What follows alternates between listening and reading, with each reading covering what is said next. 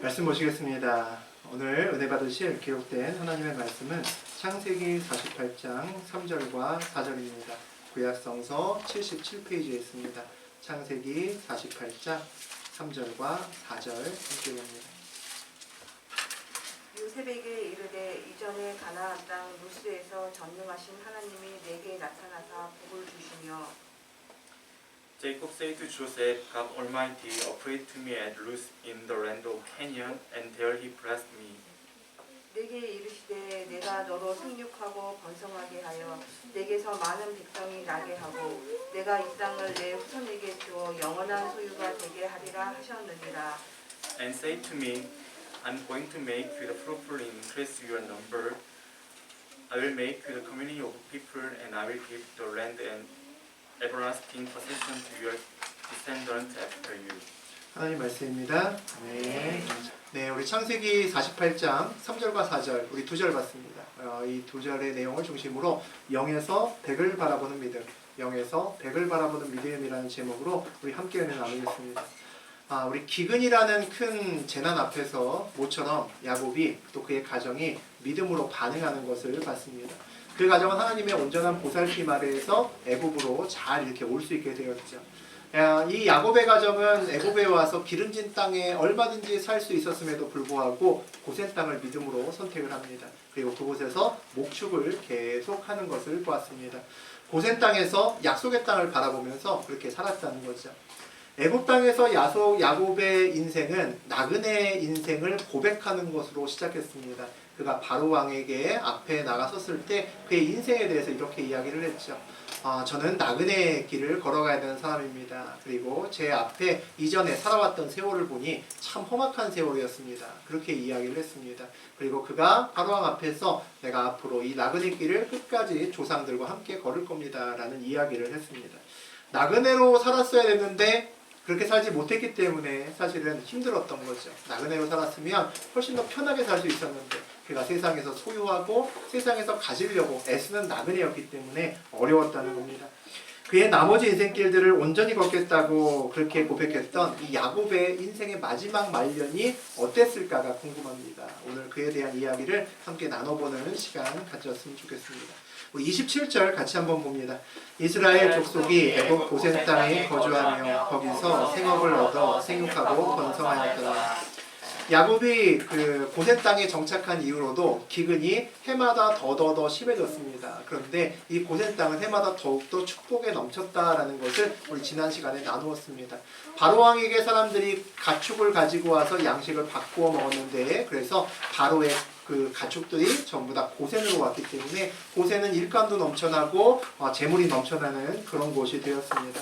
기름진 땅이 아니었음에도 고센에 거주하였음에도 불구하고 거기서 생육하고 번성하였다는 거죠. 생육하고 거기서 번성하였다는 것은 무슨 얘기입니까? 복이 땅에서 오지 않는다는 겁니다. 고센을 선택했어도 그곳에서 여전히 그들은 풍족하게 잘 살 수 있었다는 거죠. 야곱의 가정에는 할아버지 아브라함 때부터 내려왔던 하나님의 축복의 약속 두 가지가 있었습니다. 그 중에 첫 번째는 땅의 약속이었고 두 번째는 우리 그 씨의 약속이었습니다. 씨의 약속이라고 하는 것은 번성해서 많은 자손들을 네가 가질 것이다 라는 것이었고 땅의 약속은 가나안 땅을 내가 너에게 주겠다. 땅 부자로 만들어 주겠다 라고 하는 것이 그 약속의 두 번째였습니다. 야곱은 믿음으로 남들이 다 살고 싶어하는 기름진 땅이 아니라 고센 땅을 선택해서 살았죠. 그럼에도 불구하고 이 고센 땅에서 생육하고 번성했다라고 기록되어 있습니다. 이것을 보면 하나님의 약속은 반드시 이루어지는구나 라는 것을 우리가 알 수 있죠. 우리가 환경이 아니라 약속을, 하나님의 명령을, 그 약속을 바라봐야 되는 이유입니다. 생육하고 번성했다라는 것을 우리가 쉽게 우리가 즐겨 쓰는 말로 바꾸게 되면 잘 먹고 잘 살았다 아닌가 싶습니다. 그게 생육하고 번성했다는 이야기죠. 우리가 살면서 한평생을 살면서 나 참 한평생 동안 잘 먹고 잘 살았어 라고 우리가 고백한다면 그것이 비싼 음식 먹고 좋은 차 타고 좋은 집에서 살았다 라는 것을 이야기할까요? 아니면 내가 기쁘게 밥을 먹고 평안하게 살면서 평안하게 잠을 청할 수 있다는 것을 이야기할까요? 우리는 누구나 이렇게 물으면 두 번째라고 이야기를 할 겁니다. 즐겁고 평안하게 내 인생을 누리는 것을 잘 먹고 잘 살았다라고 이야기를 할 수 있다는 거죠.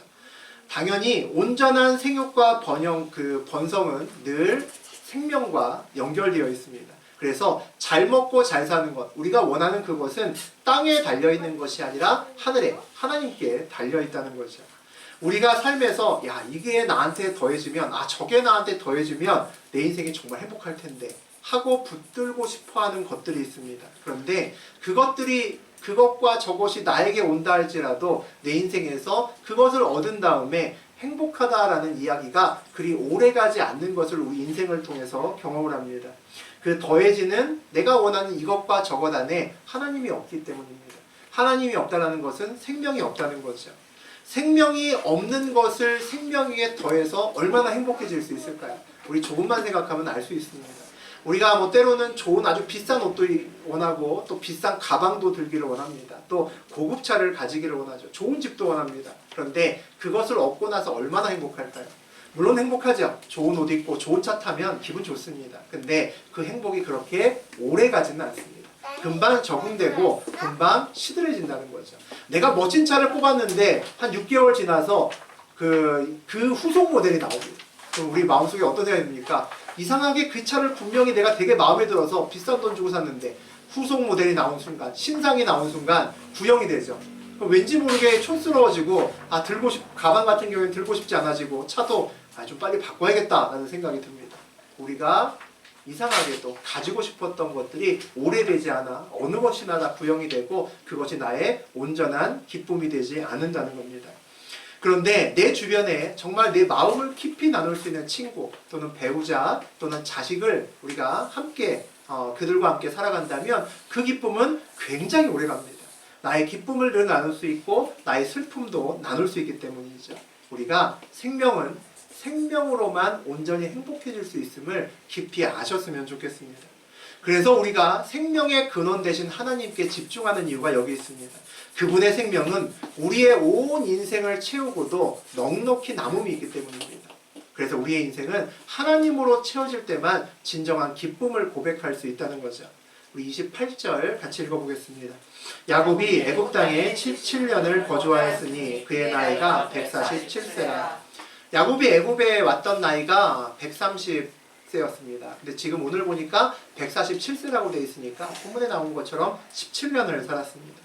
야곱의 인생을 우리가 한참 나누었지만 정말 파란만장했죠.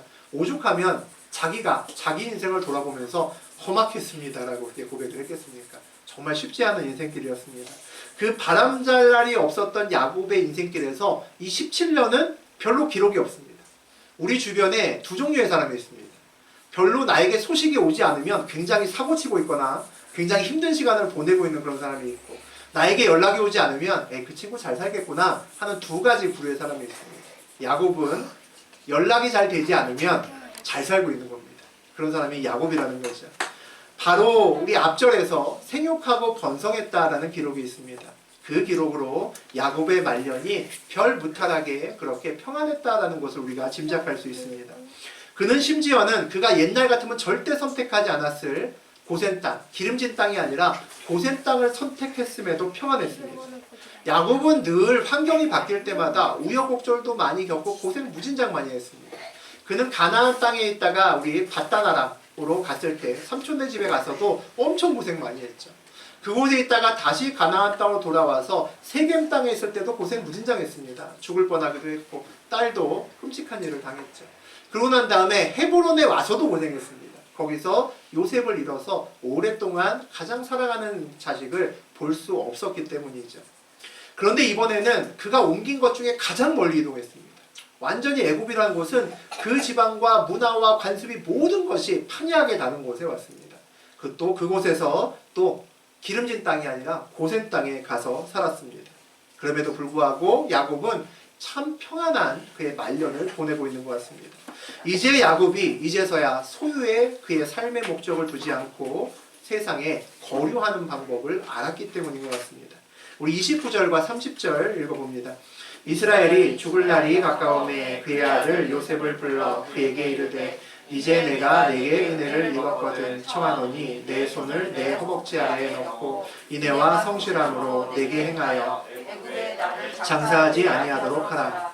내가 조상들과 함께 눕거든 너는 나를 애굽에서 메어다가 조상의 묘지에 장사하라. 요셉이 이르되 내가 아버지의 말씀대로 행하리이다.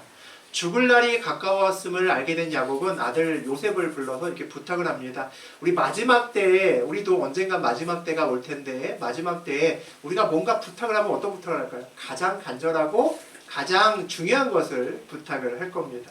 이제 삶의 끝자락에선 어떤 사람이 어떤 부탁을 한다고 보면 그 부탁을 보면 아, 그 사람이 평생 동안 뭘 붙들고 살았구나라는 것을 알 수 있을지도 모릅니다. 그 삶의 목적이 그의 마지막에 확실하게 드러나는 경우가 많기 때문이죠. 돈을 목적으로 하는 사람은 무슨 부탁을 할까요? 내가 다 쓰지 못하고 죽은 그 돈 어떻게 해달라고 아마 마지막에 신신당부를 할 겁니다. 자식이 목적이었던 사람은 마지막에 누구누구 꼭 좀 잘 끝까지 부탁해달라고 그렇게 얘기를 할 수 있습니다. 또 일이 목적이었던 사람은 자기가 일을 끝마치지 못하고 여기까지밖에 못했는데 이 일을 좀 마저 어떻게 해달라고 그렇게 신신당부하고 아마 갈 겁니다. 오늘 야곱의 부탁 내용을 보니까 애굽의 나를 장사하지 아니하도록 하라. 내가 조상들과 함께 눕거든 너는 나를 애굽에서 메어다가 조상들의 묘지에 장사해라 라고 그렇게 부탁을 합니다. 자기의 매장지를 부탁을 하고 있는 거죠. 애굽이 아니라 약속의 땅에 조상들이 누워져 있는 그 막벨라굴 그 조상들의 무덤에 자기도 그곳에서 장사하고 싶다. 그곳에 들어가고 싶다라고 이야기를 합니다. 무슨 얘기입니까? 애굽에 살면서 이 평안한 시간을 살면서도 그의 마음은 가나안 땅을 떠나지 않았다는 겁니다. 참 이상하죠? 우리가 보통 인생을 살다가 그런 때가 있습니다. 야, 그때는 진짜 내가 진짜 힘들었어서 야, 다시 돌아가고 싶어도 그땐 진짜 싫어 라고 했던 그런 시간이 보통 누구에게나 있습니다.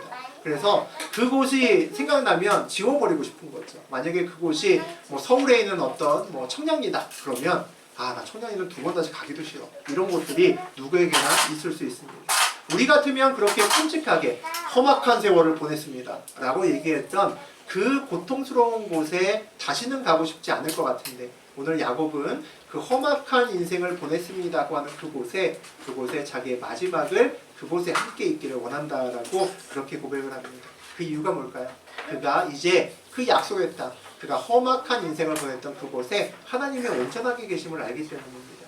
그곳에 하나님이 계신다는 것은 여기 야곱의 마음속에 거칠게 힘들게 생활을 보냈던 그곳이 역시 야곱에게도 소망이 있고 그곳에 야곱의 생명이 있음을 알게 되기 때문이죠.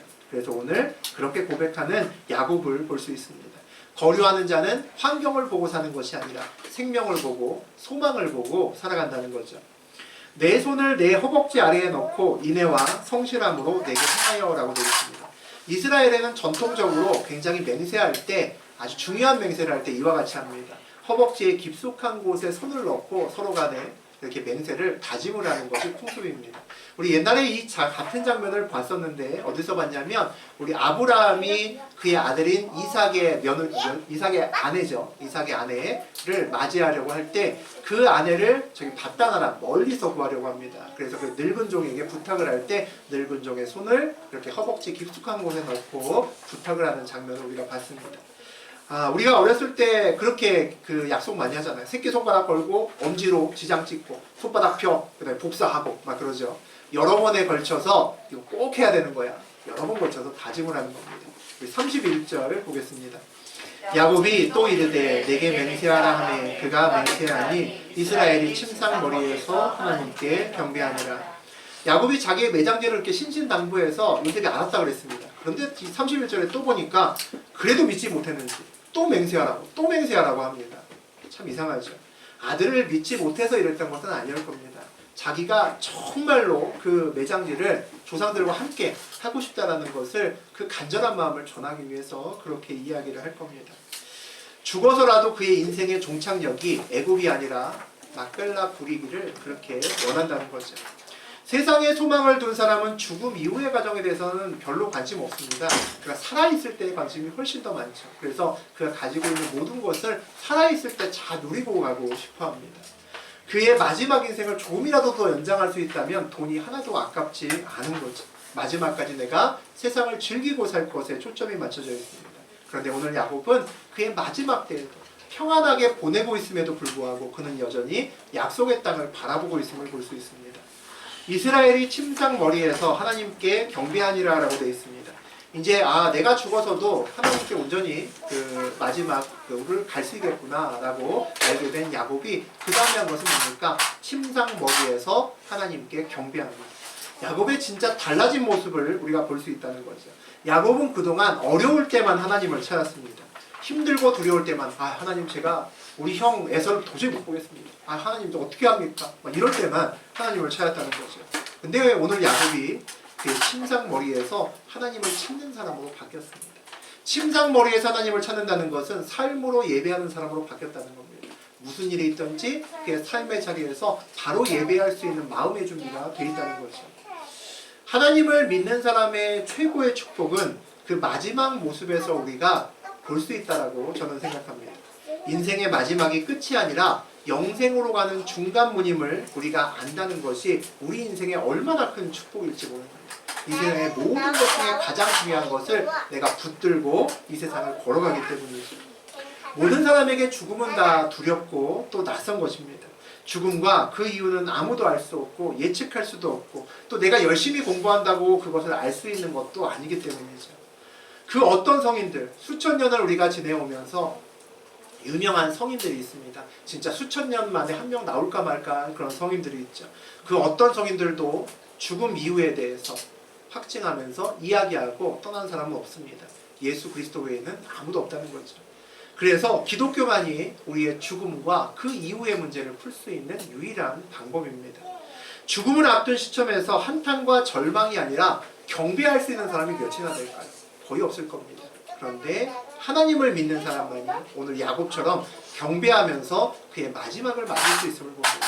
마지막이 거의 다 돼서도 야곱은 그의 침상에서 더 자주 하나님께 경배하는 모습을 보이고 있습니다. 우리가 연세가 많이 드신 분들의 그런 예배를 보면 우리 젊은 사람들의 예배하고는 좀 많이 다르다라는 생각이 듭니다. 나이가 먹을수록 몸이 자꾸 힘들어지거든요. 나이 50이 넘어가면 자꾸 여기저기가 아프기 시작합니다. 그러니 제가 아직 못 살아봤지만 60이나 70이 되면 분명히 지금보다 훨씬 더 많이 아프고 힘들겠구나라는 것을 알 수 있습니다. 우리 교회도 연세가 많이 드셔서 좀 다리가 좀 힘드셔서 또는 건강이 어려우셔서 교회에 나와서 함께 예배드리지 못하시는 분들이 계십니다. 네, 그 중에서 요즘에 좀 회복하셔서 몇 주 정도 예배를 함께 드리셨던 우리 이영성 권사님이 좀 생각이 났습니다. 이제 올해 88세니까 며칠 지나지 않은 우리나라 나이로 89세가 되십니다. 이영성 권사님이 지팡이 짚고 다니시는 건 아십니다. 한쪽 다리가 좀 많이 불편하시죠. 젊었을 때부터도 좀 많이 불편하셨습니다. 그 다리를 이끌고 4층까지 엘리베이터 없는 게 너무 좀 죄송스럽긴 한데 올라오시는 권사님 보면 그냥 올라오시는 모습만 봐도 사실 많이 은혜가 됩니다. 1층에서 4층까지 올라오실 때 거의 한 10분 정도 가까이 걸리시는 것 같습니다. 몇 계단 올라오고 좀 쉬시고 또 몇 계단 올라오고 쉬시고 그러면서 이제 올라오십니다. 올라오셔서 그분의 예배 드리는 모습을 보고 있으면 정말 예배에 생명이 없으면 저렇게 예배 드리실까라는 생각이 듭니다. 그렇게 힘든 곳을 그렇게 올라와서 그렇게 예배 드리시고 싶을까라는 생각이 든다는 거죠. 또 우리 권사님의 예배를 보면 건강한 우리가 너무 쉽게 예배 드리는 것이 아닌가라는 그런 생각도 들기도 합니다. 우리가 습관적으로 그냥 주일날이니까 예배 드리는 그 순간에 어느 누구는 생명을 걸고 목숨을 걸고 예배를 드리고 있구나라는 그런 생각도 든다는 거죠. 그 모습을 보면 예배는 그럴 만한 가치가 있다는 생각이 듭니다. 우리의 모든 것을 던져서 예배 드리는 것이 그만큼 충분한 가치가 있다는 거죠. 네, 우리 1절과 2절 읽어보겠습니다. 이 일 후에 어떤 사람이 요셉에게 말하기를 내 아버지가 병들었다 하므로 그가 곧 두 아들 므낫세와 에브라임과 함께 이르니 어떤 사람이 야곱에게 말하되 내 아들 요셉이 내게 왔다 하매 이스라엘이 힘을 내어 침상에 앉아. 요셉에게 야곱이 이렇게 부탁하고 난 다음에 유언 비슷한 얘기를 한 다음에 그게 오래되지 않았을 겁니다. 그런 다음에 2일 후에 이제 요셉과 다시 야곱이 만나는데 요셉이 이제 아버지의 병든 소식을 들었던 것 같습니다. 그러니까 자기 자식들 둘을 데리고 그렇게 옵니다. 뭐 온 이유야 당연히 아버지가 아프니까 병문안하고 아버지를 위로하기 위해서 왔을 겁니다. 야곱의 지금 상황이 얼마나 좋지 않냐면 아들이 왔는데 그를 잘 알아보지 못합니다. 그래서 어떤 사람이 요셉에게 말하기 그 아래쪽에 보면 어떤 사람이 야곱에게 말하되 내 아들 요셉이 내게 왔다 이렇게 알려줍니다. 그러니까 아들이 왔구나. 그제서야 알아채는 겁니다. 그 다음에 요셉이 어떻게 합니까? 야곱이 어떻게 합니까? 이스라엘이 야곱이 힘을 내어 침상에 앉습니다. 지금 야곱이 정말 상태가 안 좋은데 아마 누워있기도 그렇게 쉽지 않은 상태인데 젖먹던 힘까지 그렇게 쓰면서 용을 쓰면서 앉는 것을 봅니다. 지금 온 사람이 바로 왕도 아니잖아요. 자기 자식입니다. 총리긴 하지만 굳이 저렇게 몸도 안 좋고 이제 살 날이 얼마 남지 않은 몇 시간이 될지 하루가 될지 알지 못하는 저 몸의 상태를 가지고 굳이 저렇게 앉아있을 이유가 있을까? 젖먹던 힘까지 내서 저렇게 앉아있을 이유가 있을까라는 생각이 듭니다.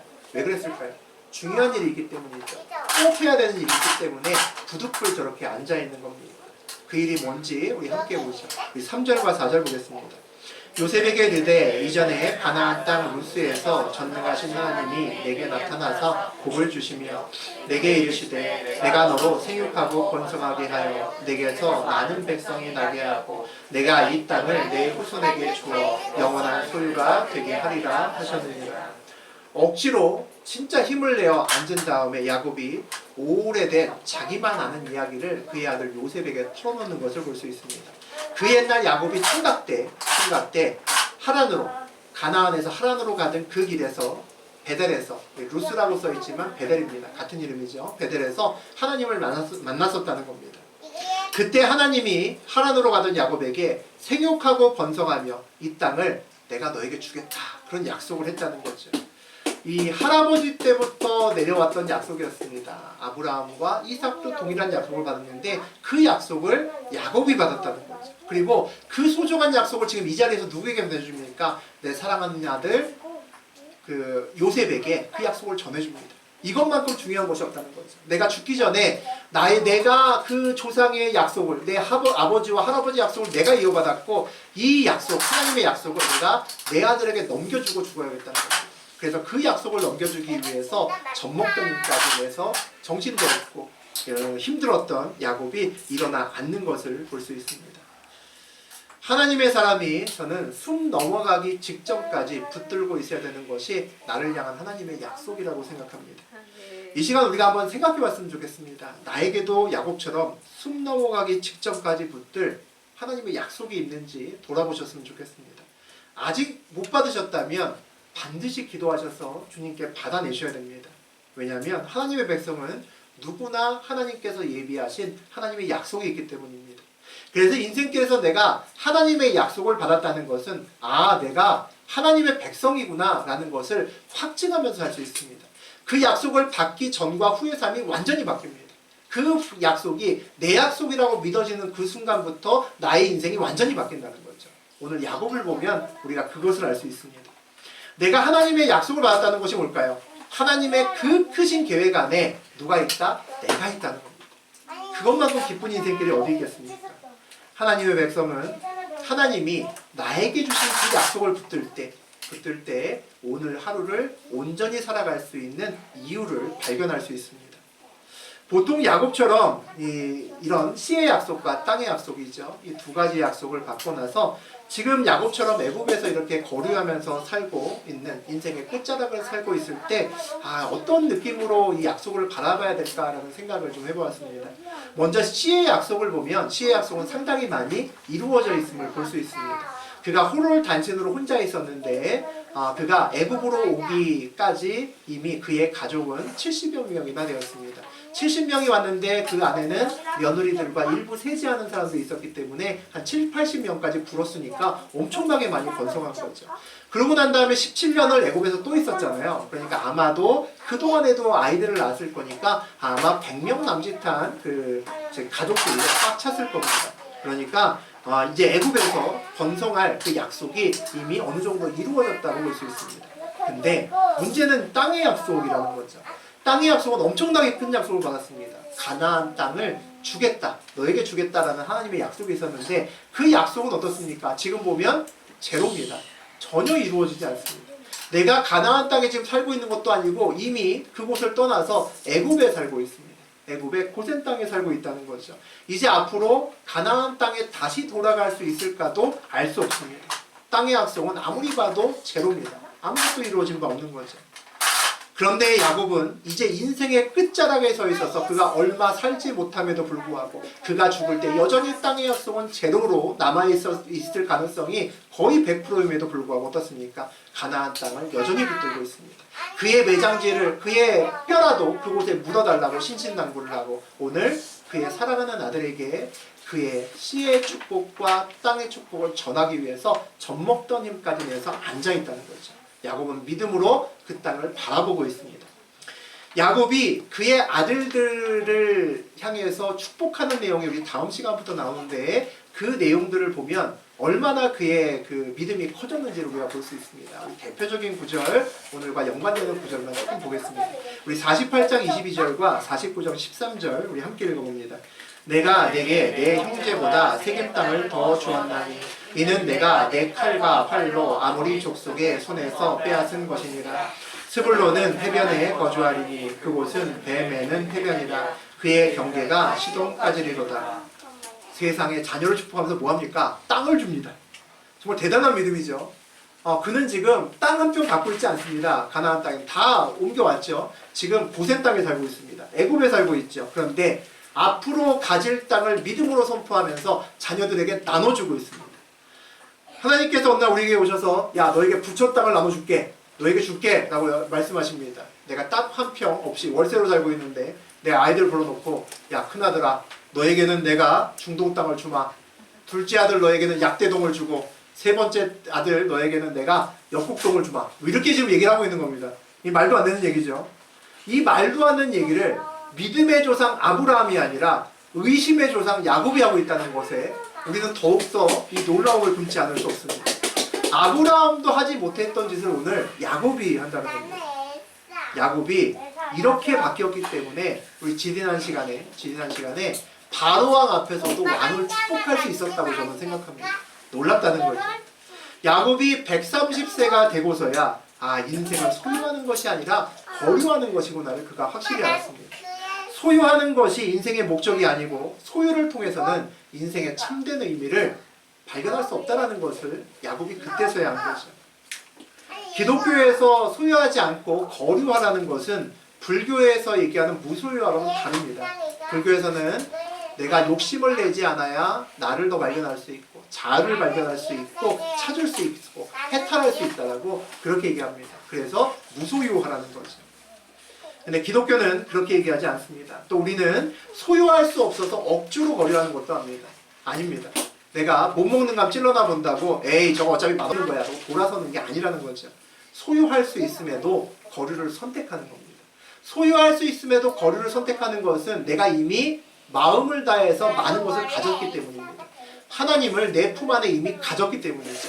가장 중요한 것을 내가 붙들었기 때문에 세상을 놓을 수 있는 겁니다. 하나님을 선택했기 때문에 우리가 세상을 나그네로 살 수 있는 것이 그것이 우리가 이야기하는 거류하는 것이고 무소유하는 것입니다. 하나님을 온전히 믿는 자만 내 눈에 하나님이 보이고 내 귀에 들리는 자는 야곱처럼 저런 이야기를 할 수 있습니다. 하나님을 선택하는 것은 다 가졌다는 거죠. 그런 사람만 0에서 100을 볼 수 있는 믿음을 가질 수 있습니다.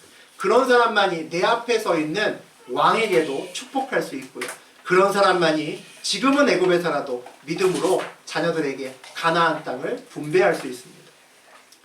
인생에서 정말 승리하려면 때로는 0에서 100을 볼 수 있는 믿음이 있어야 된다고 저는 생각합니다. 인생길을 살다 보면 우리의 환경이 정말 0인 것 같은 환경에 우리가 처할 때가 있습니다. 그럴 때가 한 번 정도는 보통 있습니다. 근데 그때 내가 그냥 나 무조건 하나님 믿어, 내가 무조건 믿어 라는 맹신만으로는 그 시간을 온전히 보내기가 어렵습니다. 그래서 나의 삶에서 그날이 오기 전에 내가 하나님을 깊이 만나야 됩니다. 주님을 깊이 만나고 하나님의 그 분명하신 약속을 붙들 때 내가 그 시간을 온전히 하나님 앞에 설 수 있고 그 시간을 온전히 보낼 수 있습니다. 상황을 통해서 확신을 얻는 믿음은 늘 불안합니다. 상황이 바뀌면 어떻습니까? 뿌리까지 흔들린다는 거죠. 아닌 것 같다라는 생각이 마음 깊은 곳에서 올라오면 그때만큼 믿는 자들이 힘들 때가 없습니다. 그래서 우리의 믿음의 대상은 변하지 않아 하나님이 온전하게 그 믿음의 대상이 되어야 됩니다. 저하고 여러분의 뿌리가 그곳에 깊이 박혀 있고 내가 그것을 확신할 수 있어야 나의 어떤 상황에서도 내가 100의 믿음으로 하나님을 바라볼 수 있다는 거죠. 이 5절과 6절은 우리 다음 시간에 보기로 하고 우리 7절 마지막 절 하나 더 보겠습니다. 내게 대하여는 내가 이전에 밭 땅에서 올 때에 라헬이 나를 따르던 도중 가나안 땅에서 죽었는데 그곳은 에브라까지 길이 아직도 먼 곳이라. 내가 거기서 그를 에브라길에 장사하였는지라. 에브라는 곧 베들레헴이다. 야곱이 그의 인생의 마지막에 요셉에게 그가 받은 하나님의 약속과 축복을 나누면서 그에게 전달해 줍니다. 그렇게 이런저런 얘기를 하다가 갑자기 뜬금없는 7절과 같은 이야기를 합니다. 밧다나람에서 고향으로 돌아오다가 에브라스에 이르기 전에 갑자기 라헬이 죽었다는 겁니다. 자기 아내죠. 아내가 죽어서 에브라까지 와서 장사 지내고 싶었는데 에브라길이 너무 멀어서 어쩔 수 없이 오는 길에 그냥 길에서 장사할 수밖에 없었다라는 이야기를 합니다. 요셉의 엄마에 대한 이야기를 갑자기 꺼냅니다. 왜 갑자기 지금 뭐 축복 얘기하고 딴 얘기하다가 갑자기 라헬이 떠올랐을까요? 야곱이 라헬을 정말 사랑했기 때문입니다. 그리고 그와 함께 오랜 시간을 보내고 싶었는데 그럴 수 없었기 때문입니다. 그가 생각할 때 너무나 짧고 부족하고 안타까운 시간이었던 거죠. 우리가 인생의 마지막 길에 선 사람에 특히 우리가 하나님을 믿는 사람이라면 우리가 인생의 마지막 길에서 첫 번째 생각나야 되는 것은 하나님일 겁니다. 하나님이 나에게 주신 약속이 될 겁니다. 그리고 두 번째 생각나는 것은 사람이라고 생각합니다. 만약에 하나님을 믿지 않는 사람이라면 아마 사람이 그의 가장 마지막에 생각이 날 겁니다. 인생의 마지막 시간에 얼마 남지 않은 시간이 오면 우리는 누구나 사람이 머릿속에 떠오를 겁니다. 별거 아닌 것 같고 또 관계가 틀어진 소중한 사람들이 우리의 인생길에는 있습니다. 누구에게나 있을 겁니다. 그 인생의 마지막에 그 사람들이 꼭 생각난다는 거죠. 제가 오늘 말씀을 준비하면서 우리 말씀의 아주 주된 오늘 주제가 아님에도 불구하고 7절에 자꾸 마음이 가더라고요. 아마도 제 인생 속에도 해결해야 될 사람이 아직 남아있기 때문일 겁니다. 아마 여러분에게도 동일할 거라고 생각합니다. 우리는 늘 인생의 마지막을 바라보고 살아가야 되는 사람들입니다. 그 마지막 길에 우리에게 걸림돌이 되는 사람이 떠오른다면 그것도 참 우리 인생길에 어려운 일일 것 같습니다. 올해가 가기 전에 또 늦어도 내년이라도 그 매듭을 풀기 시작하는 또 저도 그렇고 여러분도 그렇게 되기를 주의 이름으로 축복합니다. 야곱의 믿음은 원래 제로였습니다. 근데 오늘 우리가 야곱의 믿음을 보면 100이다 100 이런 생각이 든다는 거죠. 야곱의 믿음을 여기까지 이끄신 하나님을 보면 참 놀랍다는 생각이 듭니다. 하나님은 야곱의 인생길의 중간에 야곱을 이름을 이스라엘로 바꿔주었습니다. 근데 그때는 진짜 이름만 바뀌었습니다. 속은 아직도 시커먼 야곱인데 이름만 그냥 하나님이 이스라엘 멋진 이름으로 바꾸어 주셨습니다.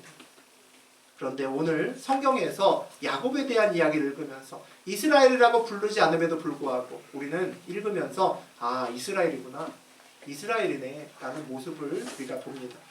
야곱은 오늘 자신을 가나안 땅 그의 아버지와 할아버지가 묻혀있는 그 굴 속에 그 조상의 묘 속에 자기를 묻어달라고 여러 번 간곡히 부탁을 합니다. 그리고 그것은 그의 인생의 나침반이 이제 더 이상 흔들리지 않는다는 겁니다. 더 이상 흔들리지 않고 그 인생의 좌표가 가나안 땅 그의 조상들이 있는 곳, 하나님의 약속이 있는 곳에 그의 마음이 온전히 있다는 거죠. 우리가 다음 시간에 나눌 야곱의 자식들을 향해서 자손들을 향해서 한 축복들의 내용을 종합하면 뭐냐면 하나님의 약속에 대한 성취입니다. 너희들이 앞으로 열심히 살고 하나님을 열심히 믿고 살아서 내가 너희에게 전해준 이 하나님의 약속이 너의 삶에서 반드시 열매가 돼서 이루어지길 빈다 라고 하는 것이 야곱의 축복의 요약입니다. 그 축복하기 위해서 거동하기도 힘든 그가 오늘 정신도 오락가락하면서 누가 왔는지 잘 모르는 그가 젖먹던 힘까지 일어나서 오늘 그의 말씀을 하나님의 약속과 축복의 말씀을 전하는 겁니다. 야곱의 소망이 어느 날 어느덧 이스라엘 소망으로 완전히 바뀌었구나라는 것을 알 수 있습니다. 변하지 않은 영원한 것을 붙들고 있구나를 알 수 있죠. 그래서인지 모르겠습니다. 7절이 넘어가서 8절부터는 계속해서 야곱이 아니라 이스라엘이를 반복하면서 성경이 기록되어 있습니다. 야곱이 이제 온전한 이스라엘로 그 끝을 맞이하게 됐다라는 거죠. 의심의 조상 야곱도 그의 마지막 무렵에 또 다른 믿음의 조상으로 온전히 서 있게 됨을 우리가 봅니다. 영의 환경에서도 백의 성취를 믿음으로 볼 수 있는 야곱이 아니라 이스라엘로 하나님 곁으로 갔다라는 것을 우리가 볼 수 있습니다. 그래서 이 야곱의 이야기는 늘 우리에게 큰 소망을 주고 우리는 야곱의 이야기를 잊지 않고 그를 붙들고 살아갈지도 모르겠습니다. 야곱도 이렇게 바꿔놓으신 하나님이 저하고 여러분 못 바꿔놓으시겠습니까? 야곱처럼 그렇게 시커먼 속내를 가지고 있던 야곱도 마지막에 이런 모습을 보이는데 하나님이 우리의 마지막도 백의 마지막으로 그렇게 준비되어 있지 않겠습니까? 또 저하고 여러분이 기도하는 기도 대상자들이 있습니다. 저도 있고 여러분들도 있죠. 야곱도 바뀌었는데 하나님께서 우리의 기도 대상자들도 결국 이렇게 바꿔놓으실 수 있음을 믿고 우리가 오늘도 기도하고 있습니다. 돌아오는 새해에는 우리가 처한 환경과 관계없이 영의 환경일지라도 하나님을 백의 믿음으로 바라보며 힘차게 한 해를 살아가는 저하고 여러분들이었으면 좋겠습니다. 그리고 그 믿음으로 우리가 생명을 살리며 주의 약속을 온전히 붙드는 저하고 여러분 되시기를 주의 이름으로 축복합니다. 아멘.